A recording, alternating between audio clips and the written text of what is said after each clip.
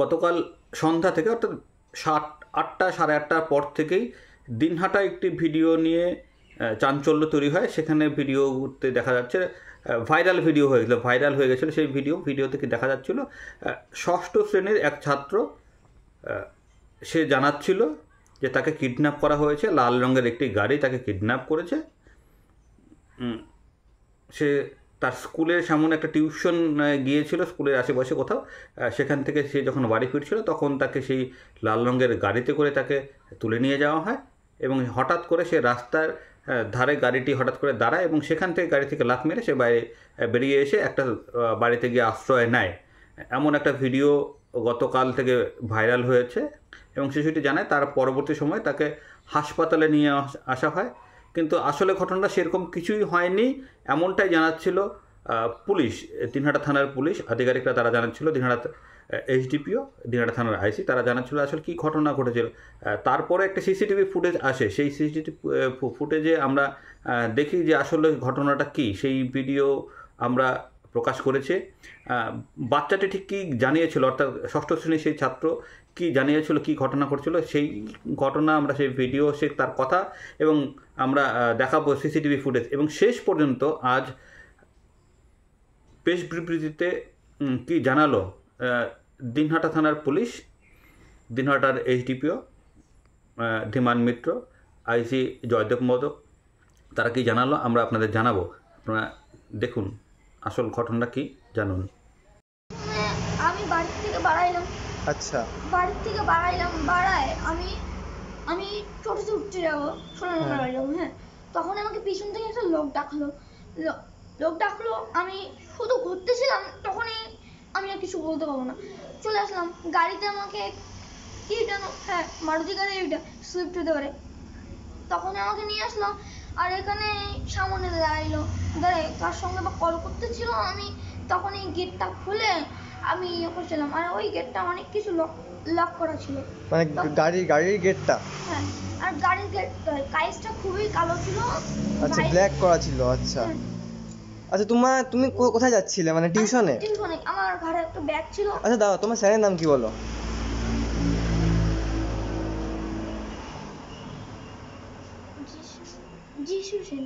যিশু সেন। আচ্ছা, arts group পড়ায়? হ্যাঁ। আচ্ছা, কোন ক্লাসে পড়ো তুমি? আমি 6 এ পড়ি। স্কুল? গোপালনগরী। ঠিক আছে, দাঁড়াও, তোমার নাম কি বললে? রামি ছক। আচ্ছা ভাই, তোমার কি মানে কিছু কি মেডিসিন দিতে? হয়তো মানে আমাকে ডাকলো পিছন থেকে, তখন চলে আসলাম আর রুমালটা নিয়ে মুখে দিল। আমি তখন কিছু আর বলতে পারছিলাম না।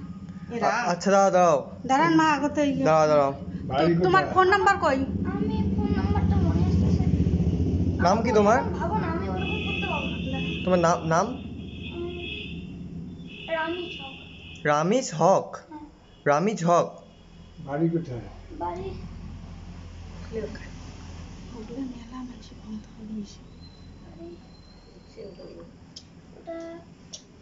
ওই যে এই আছে না তোমার গুদুলি বাজারের ওখানে, স্মার্ট পয়েন্টটা ওই ওখানে। তোমার স্মার্ট পয়েন্ট গুদলি? দাঁড়াও, স্মার্ট পয়েন্ট তো গুদলি বাজারে না, স্মার্ট পয়েন্ট তো গোপালনগরে। হ্যাঁ, ওই দিকে গুদলি বাজার সোজা এই রোডটা, যে এই যে আইডিএফসি ব্যাংকের ওখানে স্মার্ট ব্যাংকটা, তার সাথেই বাড়িটা আমার। আচ্ছা, তাহলে তুমি কি বাড়িতে যাবা? বাড়িতে যাবা? তোমার বাবার নাম কি বলো?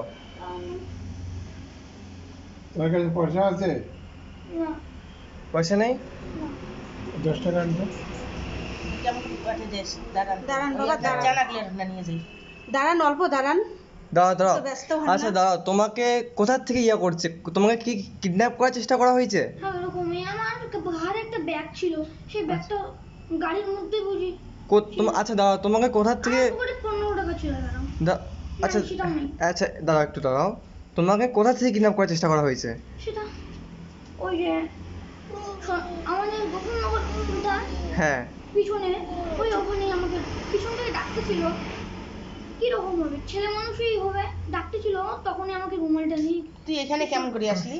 শোনো, লোকটা এইদিকে আসতেছিল মার দিকে নিয়ে, তখন আমার চোখটা কিরকম ছিল, হ্যাঁ, লোকটা গাড়িতে রেখে হ্যাঁ এই যে ফোন করছিল না কার সঙ্গে, বা আমি তখনই গেট এই। খুলে ওখানে 2-3টে বাচ্চা ছিল, 2-3টে বাচ্চা ছিল ওখানে কাপে, মানে গাড়ির ভিতরে 2-3টা বাচ্চা ছিল? গাড়ির ভিতরে 2-3টে বাচ্চা ছিল। হ্যাঁ হ্যাঁ গো, আমি জানলা দিয়ে দেখলাম মারুতিটা ওখানে দাঁড়াইছে।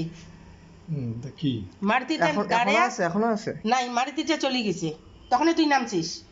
তখন আমি নেমে আমি চলে আসলাম, বা জিজ্ঞেস করে আন্টি যদি আমাদের বাড়িতে পৌঁছায় দিতে পারে।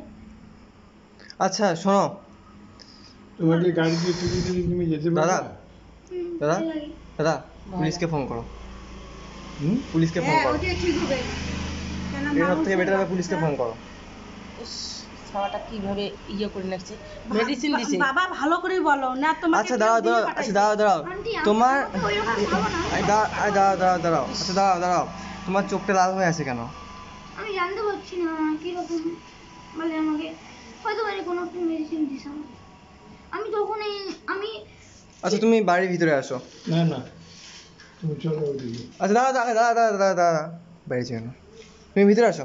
না ভিতরে বাবা কিছু সন্দেহ বা সন্ধ্যে ভাববো না, তুমি আসো, তুমি ভিতরে আসো। করবো না। দাঁড়া তো। কি ব্যাপারটা কি? ভিতরে যাই না, বাইরে যাই না, ছোট বোঝার চেষ্টা করো। সবাইকে ডাকাই তুমি এখন বাইরে যাইও না, তুমি ফোন করো, ফোন করে সবাইকে ডাকো। নট বাইরে যায় সবাইকে ডাকার কোনো দরকার পড়ে না তো এখানে। এই বাড়িতে আমার ক্যাটা খামো, এই মেয়ে কথা কম তুমি বলে। তুমি ব্যাপারটা বুঝতে ভিতরে পারছো আমরা না। ক্যাটা খামো। তুমি এ বাবা, তুমি ব্যাপারটা বুঝতে পারছো? আচ্ছা, না, এরকম কোনো ঘটনা আদৌ ঘটেনি। একটি বাচ্চার উর্বর মস্তিষ্ক প্রসূত ধারণা।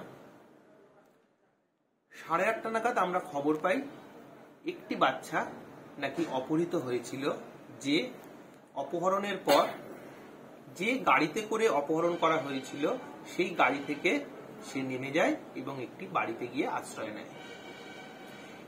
এই তথ্যের ভিত্তিতে আমরা আমাদের তদন্ত শুরু করি।